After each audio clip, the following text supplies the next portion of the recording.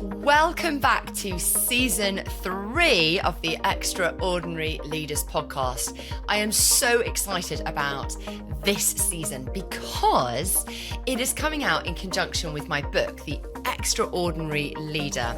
And in this book, much like the podcast, there are tactics on how we can add extra into our ordinary spaces. Now, don't forget, when I say we are ordinary, I don't mean that in some average, boring way, but I want us to camp around this concept of it's okay to be a normal human being. We don't all have to be smashing it and be extraordinary in our leadership spaces, but we do have to dial into the fact that we are doing it as ordinary people, and we have binary finite resources. We have blinkered thoughts that get in the way of us being expansive. And so my book and this podcast is pulling upon extra thoughts, extra ideas borrowed from other places that we can add into our ordinary, and we might by accident become something quite extraordinary. Something I'm really excited about with this series is that my guests are a little different. Yes, I've got my normal roster of fantastic thought leaders, leadership experts, and brilliant leadership coaches, but I've also got some guests that are from entirely different spaces. To name a few, we've got a gardener, we've got a fisherman, we've got a marketing expert, amongst others. And the reason I wanted to borrow from these spaces and voices is because I think leadership is a little bit binary. We think it all comes from leadership consultancy, but what are we missing that's already out there in the world that we're not pulling upon? So this season, I want you to really expand your mindset of what leadership could be, different paradigms, new exciting spaces to explore. So let's hop in to this week's episode and see where it takes us. Welcome back to another episode at the Extraordinary Leaders podcast. And this week, I'm really excited. I'm speaking to Dan Maudhub. Now, Dan is the managing director of the wonderful creative agency. And he also runs a foundation raising up business leaders and tech companies, amongst many other things, to become great and create great impact in the world. And that's where I first met Dan. I kind of stalked him. I saw him speak and thought, he is just the job. I want to have a chat with that guy. I want to get in his brain. He is drawn to this concept of wonderful. And again, it's one of those big superlatives like extraordinary, and wanting to unpack it into what does it mean to have wonder in business? How do we get full of wonder for what we're doing whilst also bringing great deliverables? And in this conversation, Dan talks about creativity being a solution to a problem. Isn't that so cool? I love that, because often we think creativity is a nice to have, marketing, advertising, nice to have, but actually it is an amazing resource to navigate business problems. So let's dive in and see where this conversation takes us. Dan, it is such a delight to have you on the podcast this week. How are you doing? Very well, thanks, Dolly. Yeah, busy week so far, but very good. Yeah. I know it's like hit the ground running in life at the moment, isn't it? So much so. Like, I think coming back from summer into September, into this whole run up to Christmas, life is extremely, what should we call it? It's fruitful and energetic and vibrant. Let's call it that. And exhausting. And exhausting. I'm still in my margarita and rosé vibes from the summer, and I'm like, actually, it doesn't really work in November. I've got to sort of switch gears a bit. I'm still in August zones, you know. Pinot Noir all the way now. Oh, come on. So, Dan, let's hit the ground running.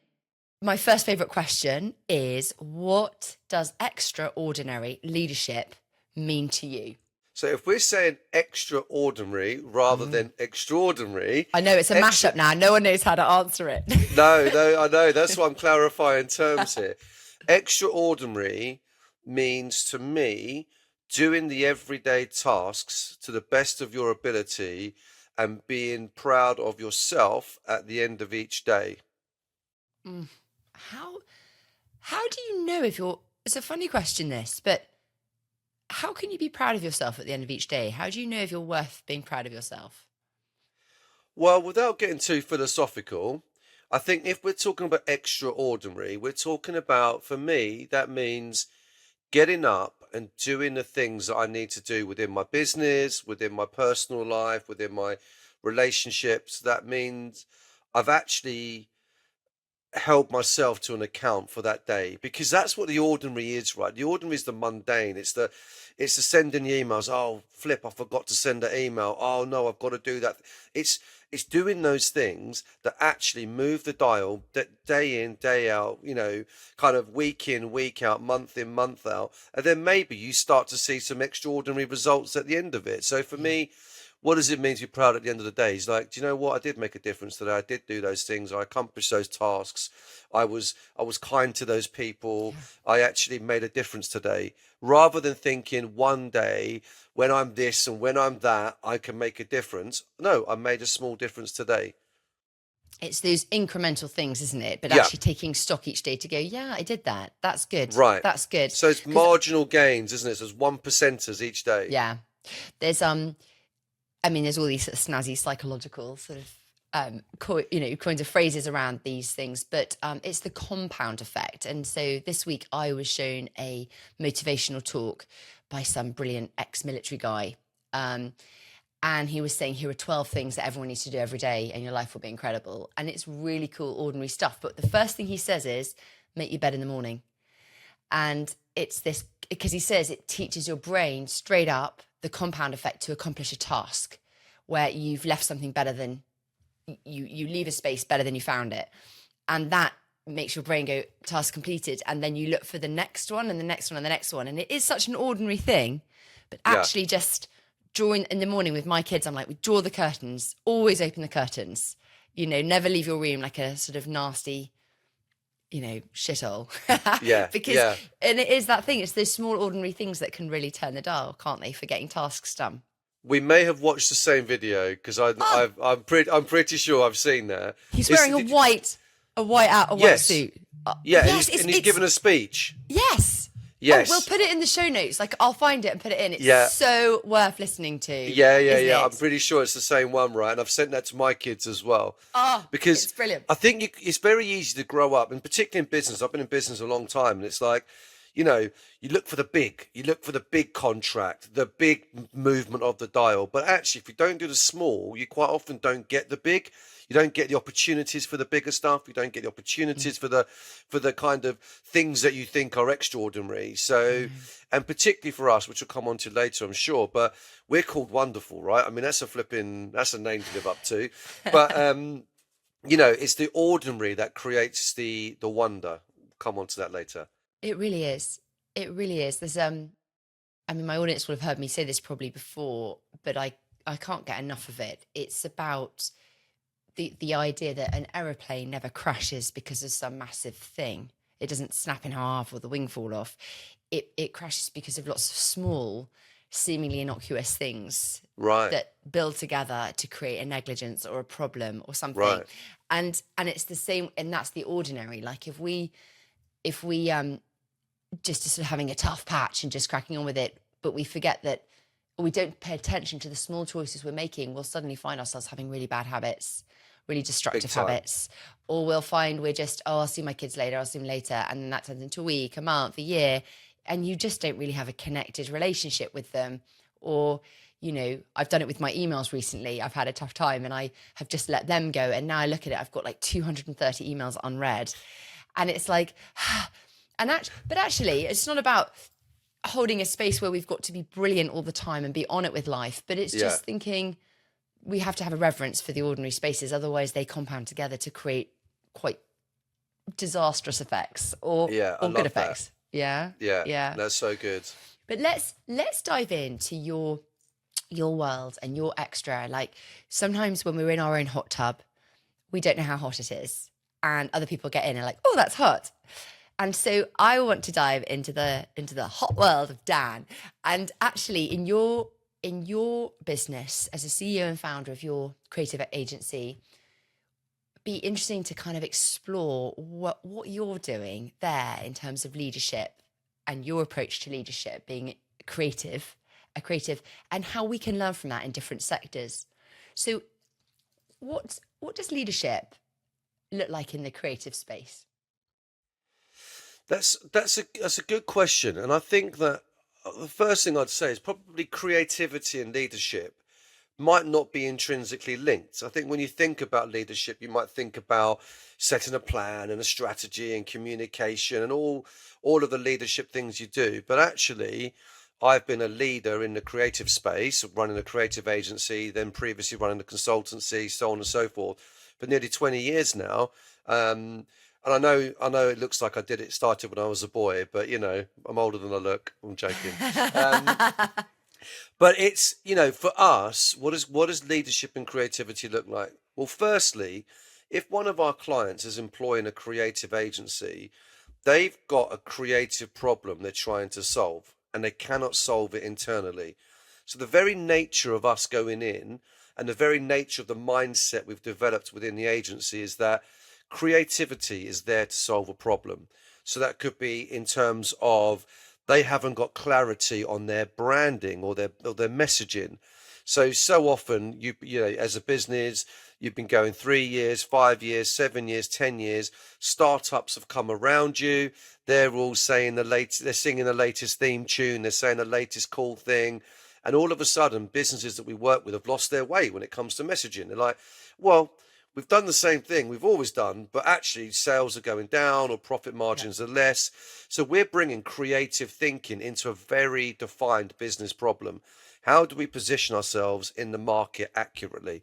How do we actually stand out in front of our competitors?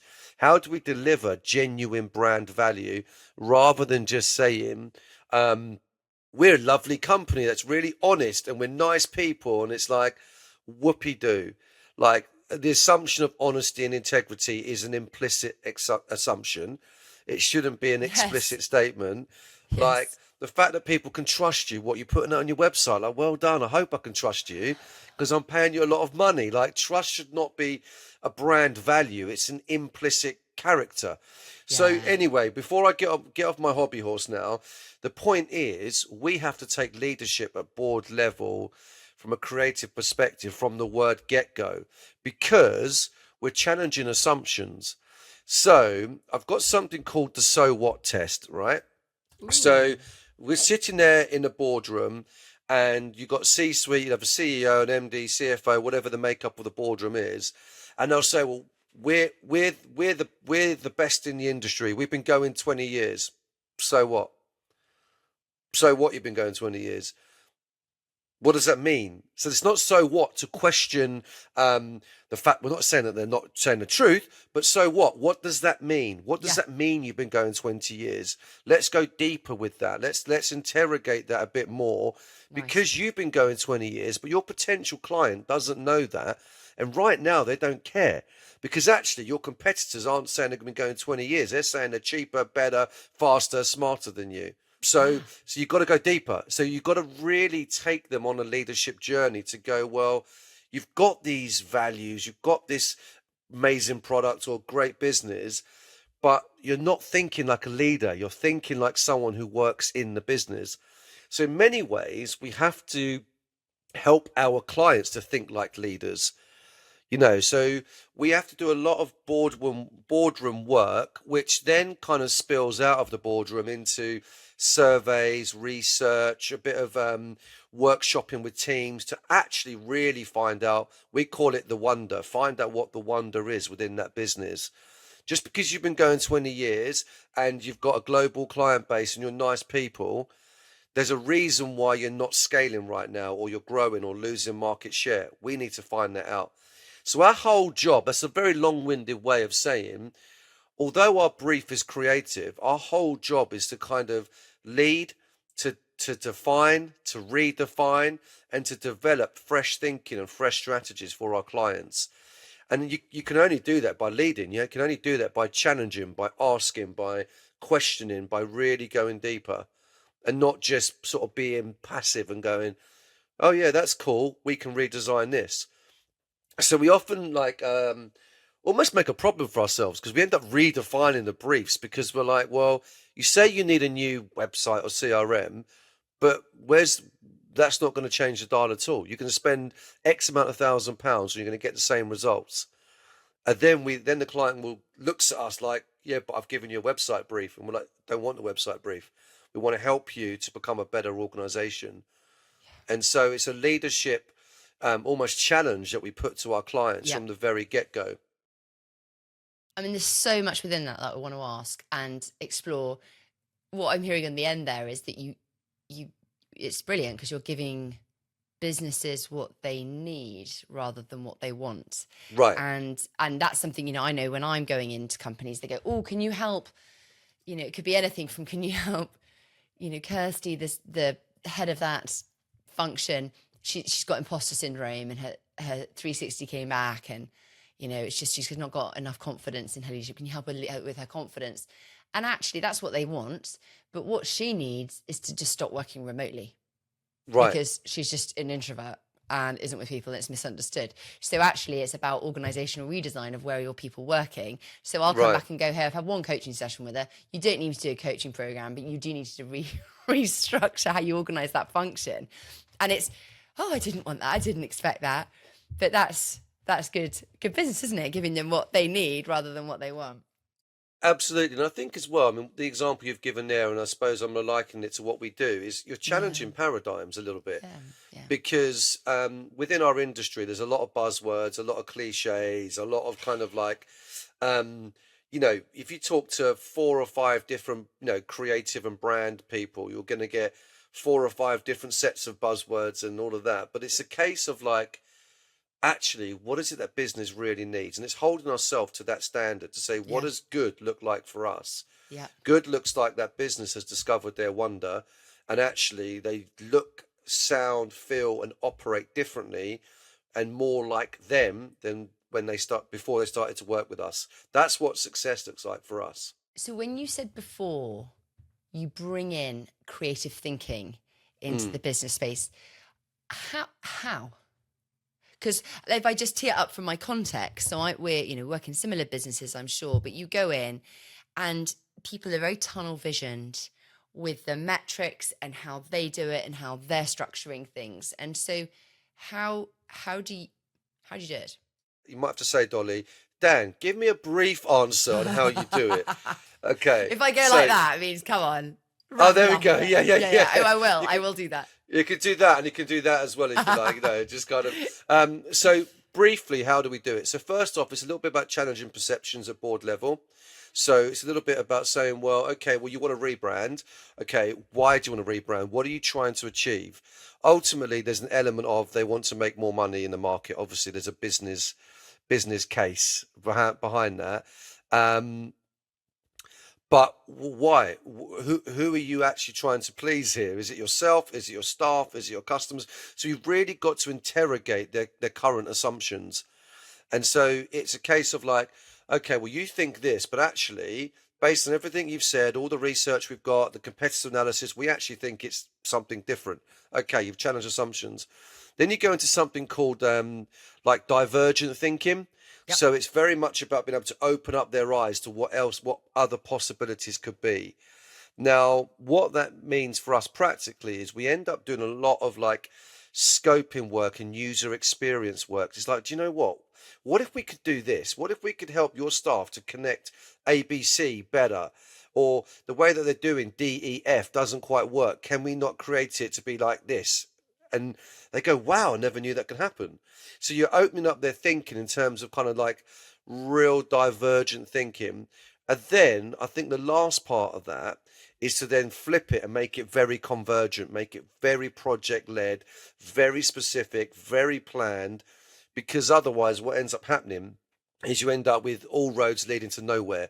You end up with lots of divergent thinking, lots of, you know, this is great, wonderful, coming and doing this, and this, but we're like, what are we going to deliver? What is the proof of concept? What's the core strategy? What's good enough to move on? You know, what's the kind of the core thing that is really going to help that client to sort of move the dial, so to speak. So that's generally the way that we work. So a lot of it is around insight, research, fact finding, challenging assumptions, then divergent thinking, and then convergent thinking into a project plan. So it doesn't sound a million miles away from how I work as well, funnily enough. Amazing. You know, slightly different objectives, but it is that thing of opening people up. So I actually get people to stand up when they're going into thinking, divergent thinking, and open their arms really wide. Oh, really? And yeah, like, because you got to get, I think you got to get your biochemistry into that space. You can't in my opinion, I don't think you can be that divergent sitting at your desk with your legs crossed. I'm like, when do you ever get a good idea at the end of an email when you've been on your laptop for 3 hours? Like, you just Right. don't. Like, you've got to get your biology into a different state to kind of mirror it. And then I get them to, I've copied it off. I've seen it doing the rounds. It's not my IP, but it's fun. So standing up, get your arms out as you're going into a divergent space. But then when you're going into convergent, you get people to stand up, but then touch their toes. And it's a way of like, actually, we're narrowing down now. But obviously, being in England, everyone's like, oh, my back, health and safety. And it's like, oh, get over it. Just touch your bloody toes. I am literally, as you're speaking, I'm picturing some of my clients in the boardroom with their arms wide open and then touching their toes. And there's a few that I think will struggle with that, but Yeah, I could. 100%. But then by the end of it, I've always got them on board. And yeah, it's fun. That's brilliant. Yeah, no, it's really fun though, because I do think there is something about biochemistry 100% in how we perform. And, it's, the whole thing of like fake it till you make it. But you kind of have to trick your brain by changing your physicality to do different things. If I'm having a tough day, I look like a mad lady, but I will just smile for 30 seconds, really big smile.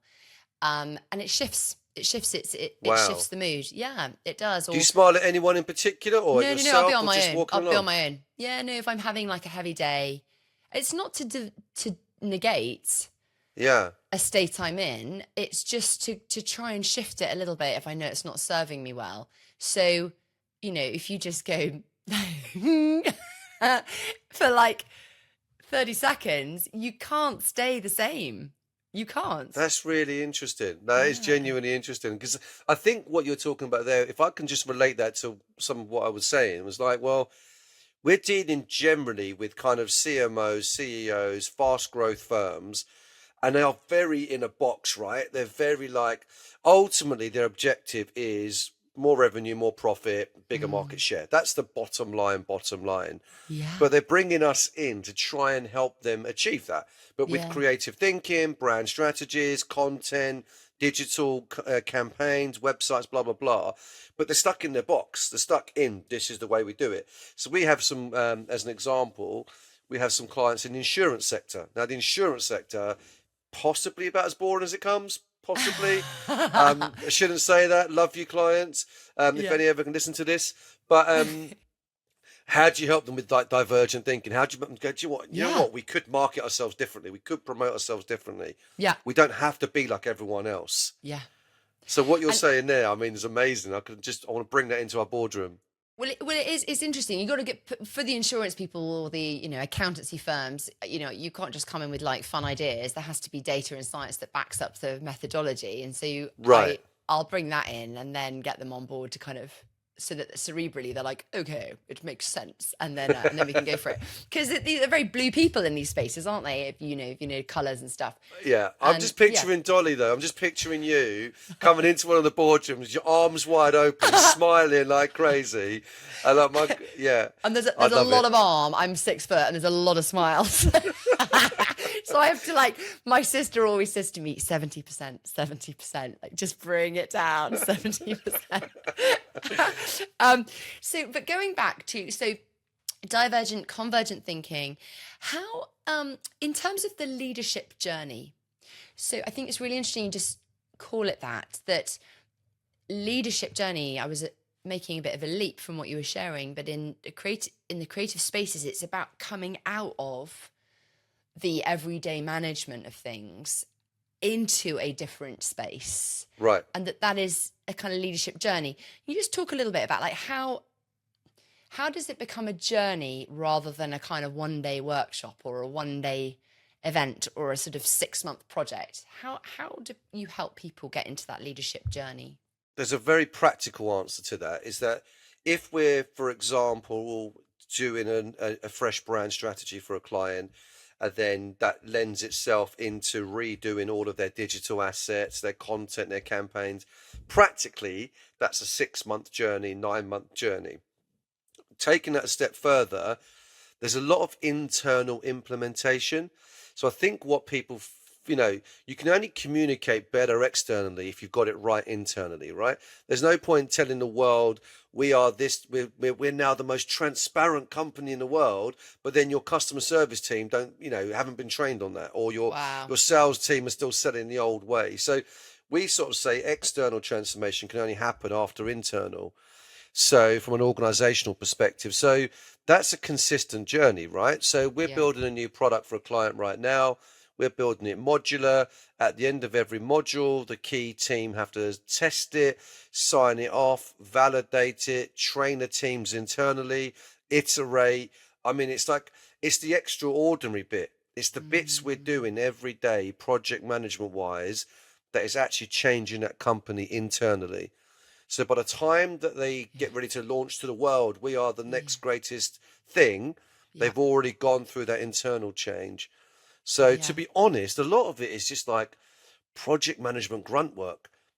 Let's get this done. Let's get that done. Let's get this documentation done. Let's get this signed off. And change is happening every single day, every single week, because we're just driving it Yeah, there's step such by a step. commitment. I love Yeah. that project management grunt work. Yeah, I mean, Yeah. yeah. Honestly, I'd Yeah. say half of what we do is that. I mean, Well, we're launching a new fintech company in Saudi Arabia, right? One of our clients is in Saudi Arabia. Fintech, they wanted to disrupt the technology market in terms of payment providers. Brilliant technology, lovely client. That honestly, it's everyday grunt work that's moving them on step by step to make wow. them work towards what their wonder is. I mean, that's so what I love is because I think all truth is held in tension, and you can't have wonder or extraordinariness without the other tension part, which is Right. boring. Like, you've got wonder, but there's got to, I mean, my word, not yours, but that grunt work, it's just, ugh. But they're two opposing truths, but they held together, they get you what you need. You can't just have the wonder like a one-hit pony, like, da-da, here's the new shiny thing. It's, you can't airlift it in, can you? And Yeah. it is grunt work, and it is Yeah. the Tuesday mornings and the Thursday afternoons of boring, consistent, bringing it to the table that actually Absolutely. gets you to that place. Yeah, and you say things so much better than I do, but that's exactly Yeah, the process we have to go on, because everyone wants the big idea that's going to change the world. I And know. I always say, well, if we could all just, if it was that simple, we'd all A, be multimillionaires, B, we'd all Right. be doing, we all have the big ideas that can change the world, but it's the implementation, it's the daily change management and implementation that actually drives you towards your goals. So half of what we do, if not more, is project management. It's like leading the client day in, day out. How do you keep the motivation going for that? We're very results driven.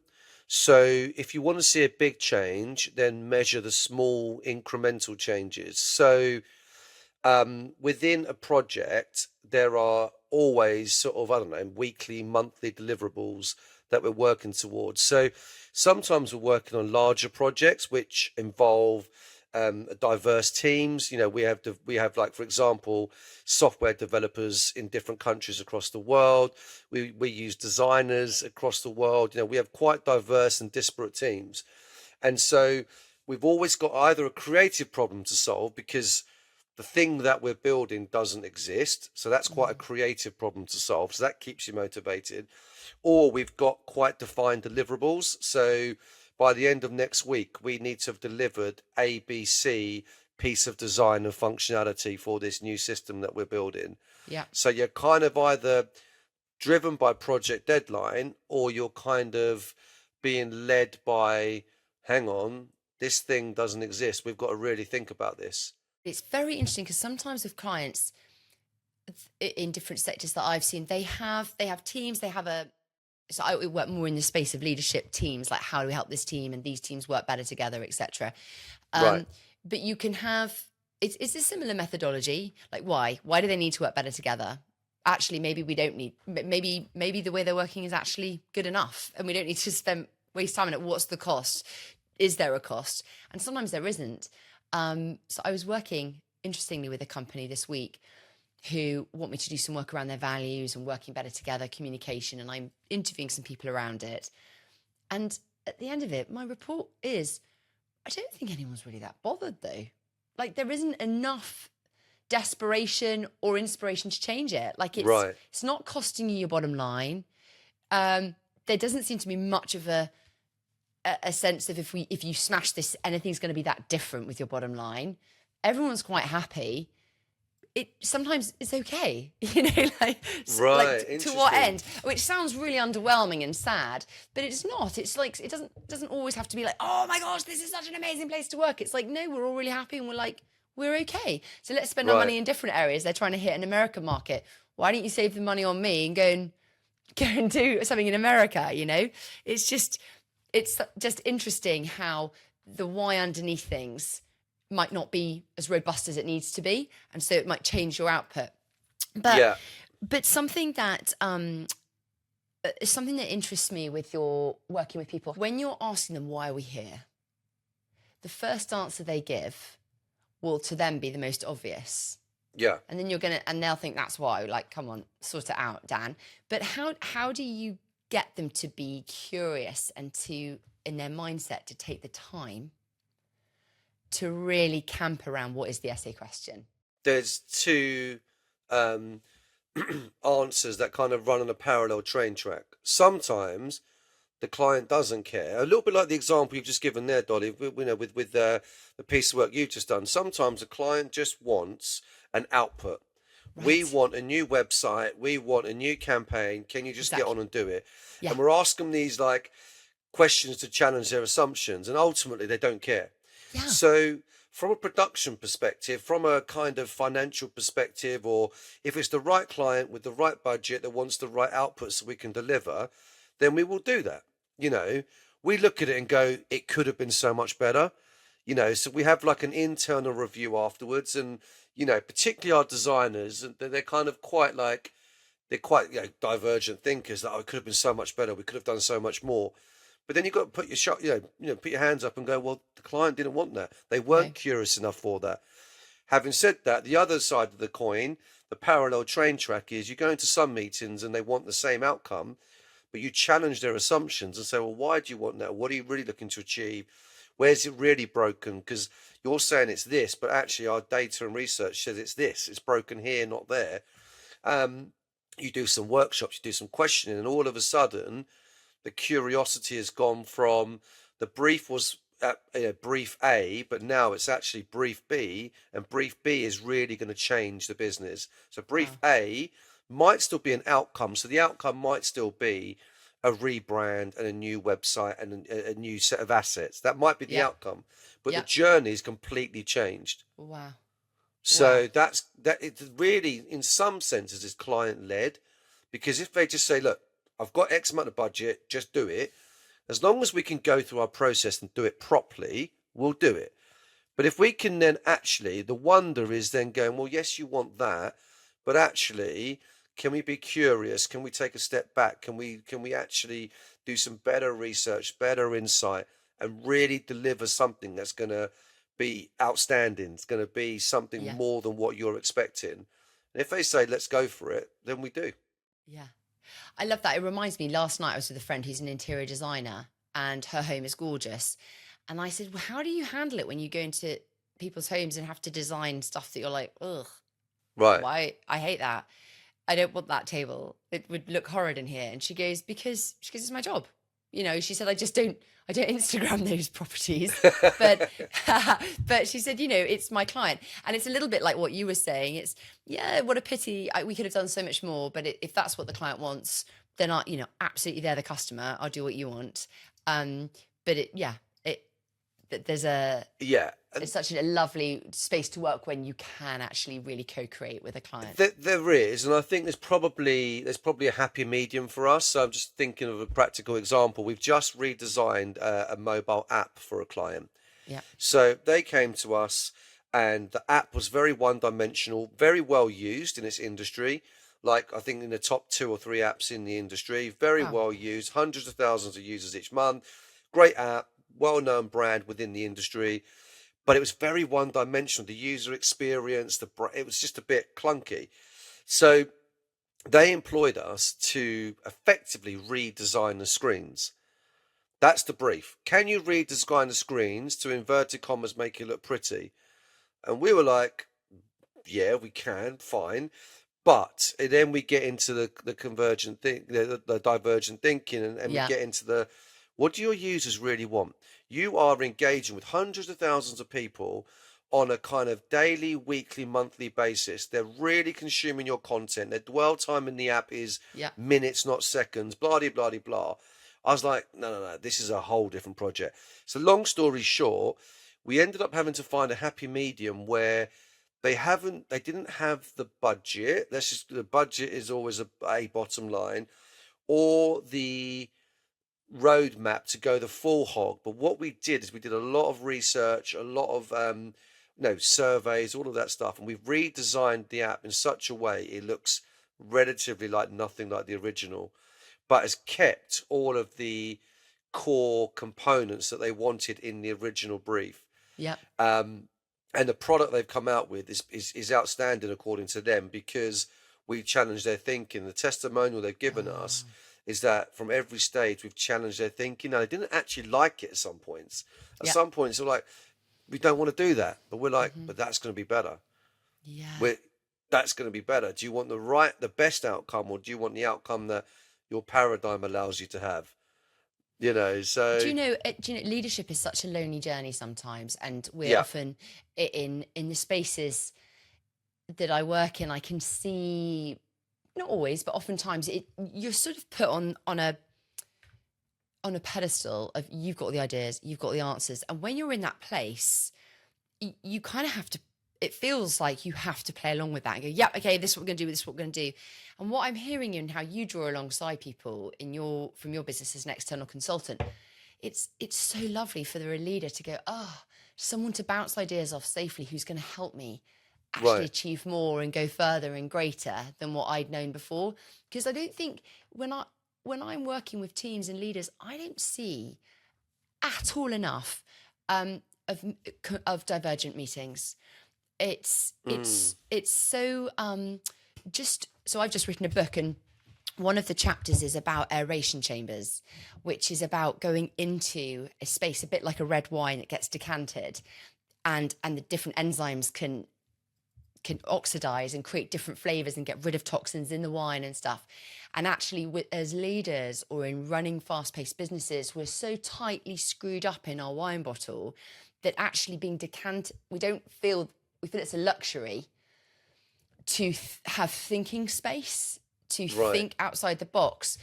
And it's what you do is you bring aeration time, like to help people think. That's what divergent thinking is, essentially, I'd say. But it's sad that in business, it's not a commonplace thing of, hey guys, let's all just do this together. How could we think differently about this right now? How could we approach it differently? We just run from one thing reactively and go, right, we need a new website. Let's just get it done without taking the time to think. Why do you think the day-to-day runnings of business might overlook this space? I mean, aeration time. I love that. I think ultimately, from the clients that we work with, they're looking at bottom line metrics, right? Yeah. So ultimately, the outcomes of everything we do is to move, the graph along, from point A to point B. That's what they're looking for. It could be an increase in sales. It could be an increase in profitability, customer retention, staff efficiency. There are kind of like, if you want to put it this way, hard KPIs they want to achieve. So very few people are coming to us with an open brief. They're coming to us with a brief that's relatively KPI driven. We want to expand into these areas. We want to launch this new product and win these types of customers. But we kind of then take a step back and say, well, to achieve those level of KPIs, there's a bunch of smaller things that need to happen along the way. We need to really interrogate the questions, the audience, so on and so forth, the things I've mentioned. So in a sense, we set ourselves the brief within the brief. So ultimately, we understand that I used the app example earlier. We understand that ultimately, what does the client want? They want more users with more dwell time, making more actions. Yeah. That's what they want. So we're designing and we're building and we're thinking according to those KPIs, but we're doing it in a way which they wouldn't naturally assume. And I think possibly, is that a reason to bring an agency in? Maybe that's the value in people like yourself and the people like us, is that coming in, bringing a fresh perspective Yeah. into what could be a relatively corporate situation. You know, we Yeah. need to achieve goals, we need to hit targets. That's what they want. Yeah. Well, it becomes very one-dimensional, doesn't it? And Yeah. there's a great book called Wide Angle Lens or Wide Angle Vision. I forget. Have you heard of it? Yeah, I haven't actually. I mean, I've literally read it on Blinkist, so it's made me an expert. Really? I do own it. It's somewhere behind me. Yeah. Well, I've done the have 15-minute version. Oh yeah. I'm sorry. I'm now an absolute. I've got a PhD in it. But I mean, the point is that I love from it is when we're thinking of vision and we're thinking of leadership, actually get a wide angle lens on it, which is that divergent space, Right. and actually look outside your sector for inspiration. So if Right. you're in engineering, go and look at hospitality. Go and get someone in, a consultant who specializes in hospitality, to come in to expose you to a completely different way. If you're in, bookbinding, publishing, go and speak to people in luxury or manufacturing, Right. total food, fast consumer moving goods, fast moving. And that way you're widening your peripheral vision to experience different things, and then you can go into your convergent and actually change the daily minutiae, the ordinary things. Yeah, that's a great point. That is a really great point. Just to pick up on that, Dolly, is that I suppose as an agency, because we're working with clients in different sectors, we're naturally bringing in different thinking, because we're like, okay, our designers and our developers could be building a business process system for one sector, but then designing an app for a completely different sector. Now, Right. what's great about that is that they're bringing in their whole thinking into the project. Amazing. And challenging some of the industry norms, because they're like, why can't there be a transition? Why can't we do video there? Why can't we do that? Because it's what other people do. The other thing, which is a big shift in the industry, is that, and you've probably seen this more than most, but they say now that B2B marketing is effectively become like human to human marketing. Yeah. So if you look at the rise of personal brands, you look at everything on LinkedIn, you look at, the sort of C-suites making themselves part of the company brand by building their personal brand. Gosh. A lot of it has become completely humanized. So, you would never historically 10, 15 years ago knew who the CEO of said tech company was, or said insurance firm, whereas now you probably do. We know names now that we would have known 10, 15 years ago. So there's really the opportunity now for B2B companies to really be like, actually, we can think differently. Because if I go on LinkedIn as an example, there's all sorts of weird and wonderful content, all sorts of nonsense on there as well. But there's all sorts of content that means I don't have to just stick to the way my industry works. I can do something different. I can, have a little bit of personal opinion on something. I can bring some of my personal life into my social comms or my corporate comms, so on and so forth. So I think there is an opportunity to do something much more diverse than there would have been a few years ago. It's really interesting, isn't it? That whole piece around personal brand and what is your personal brand. And, Yeah. and again, nodding back to something you said earlier, it isn't like coming and doing a workshop and going, oh, can you help me with Dolly's personal brand? It's got to be internal. It's got to be something that your team would agree with, that they have seen evidence of. It's the deep work, which brings it back to this whole sort of epidemic of self-development and self-help, that we have to be the real deal, don't we? Otherwise people just see right through it. Yeah, absolutely. But I think, I've been in, business a long time, as I said earlier on, and like, you never would have seen and consumed some of the content you see nowadays, even probably 5, 6 years ago. No way. I think the rise of personal brand has been such a change in B2B marketing. Yeah. It Yeah. really has. And, that does come right back to brand strategy. Where's the real integrity and the values? But everything's lived, not everything, lots of things are lived out in the social space now, in the online space. So you can have a brand document that says, we are the friendliest, so and so company in so and so industry, but all of your social comms, all of your content is the least friendliest content ever, doesn't align. It's a dissonance. I phone the customer service team and I get some miserable so and so on the other end. You can, that's the reality of brand, is lived out through experience.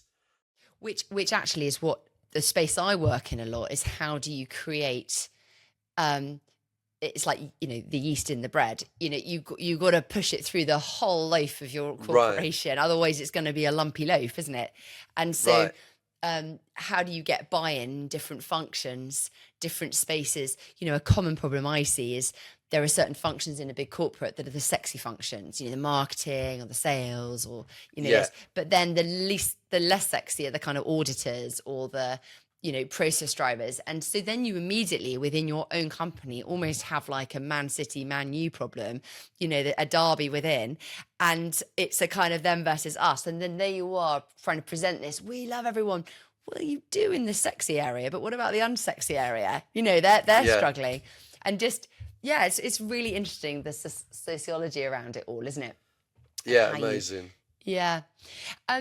Dan, as we come in to land, it's just such a rich chat. I think what I'm really just pulling together some things is, that leadership is a creative journey actually, and that there is, in order to lead well, we need to think outside the box and get into that divergent space, but not at the expense of convergent thinking.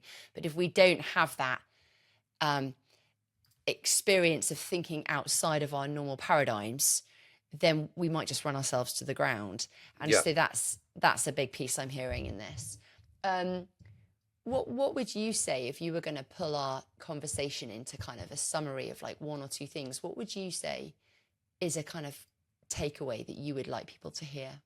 I think if you were sort of a leader within a business, I think a good takeaway would be to say, well, okay, I know what I know, but I don't know what I don't know. So how can I find that out?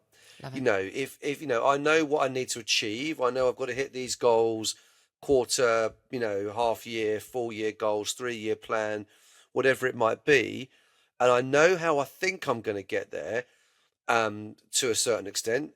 But actually, what don't I know? Who else is doing what? What that you said earlier, Dolly. What's happening outside the industry? What else is going on? So sometimes you need external help with that. Sometimes it's a little bit of soul searching. Sometimes it's training. I mean, obviously, without going into details now, but the rise of AI. I mean, we're using AI across everything we do pretty much now. Um, but AI is like the next Wild West for a lot of people.